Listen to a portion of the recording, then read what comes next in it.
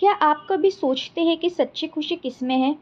हम सभी जीवन में सुख की खोज में रहते हैं, लेकिन क्या आपने कभी सोचा है कि खुशी का वास्तविक स्रोत क्या है?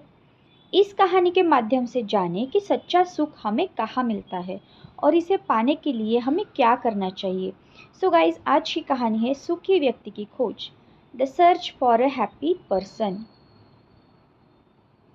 चांदपुर इलाके के राजा कुंवर सिंह जी बड़े अमीर थे। उन्हें किसी चीज़ की कमी नहीं थी, फिर भी उनका स्वास्थ्य अच्छा नहीं था। बीमारी के मारे वे सदा परेशान रहते थे। कई वैद्यों ने उनका इलाज किया, लेकिन उन्हें कुछ फायदा नहीं हुआ। राजा की बीमारी बढ़ती गई और सारे नगर में यह बात फैल गई। तब एक बूढ़े ने राजा के पास आकर कहा, महाराज, आपकी बीमारी का इलाज करने की मुझे आज्ञा दीजिए। राजा से अनुमति पाकर वह बोला, आप किसी सूखी मनुष्य का कुर्ता पहनिए, अवश्य स्वस्थ हो जाएंगे। बूढ़े की बात सुनकर सभी दरबारी हंसने लगे, लेकिन राजा ने सोचा, इतने इलाज किए हैं तो एक और सही। राजा ने सेवकों के सुखी मनुष्य की बहुत खोज की, लेकिन उन्हें कोई पूर्ण सुखी मनुष्य नहीं मिला। सभी लोगों को किसी न किसी बात का दुख था। अब राजा स्वयं सुखी मनुष्य की खोज में निकल पड़े। बहुत तलाश के बाद वे एक खेत में जा पहुंचे। जेठ की धूप में एक किसान अपने काम में लगा हुआ था। राजा ने उससे पूछा, क्यों जी, तुम सुखी हो? किसान की आंखें चमक उठी, चेहरा मुस्कुराया। वह बोला, ईश्वर की कृपा से मुझे कोई दुख नहीं है।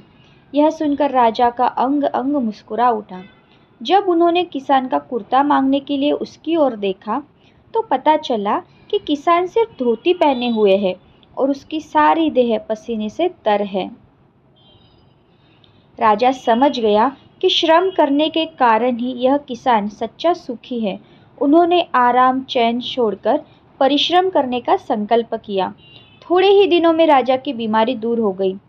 सच्ची खुशी उन चीज़ों में नहीं है जो हमें मिलती है, बल्कि उन प्रयासों में है जो हम खुद करते हैं।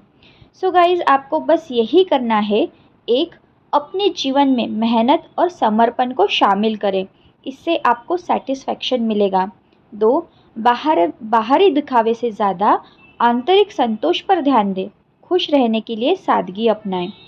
3, अपने वर्तमान जीवन को स्वीकार करें और छोटी छोटी खुशियों को सराहें, इससे आपके जीवन में अधिक खुशी आएगी।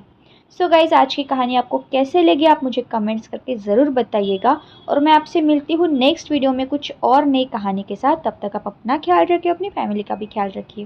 Thank you everyone.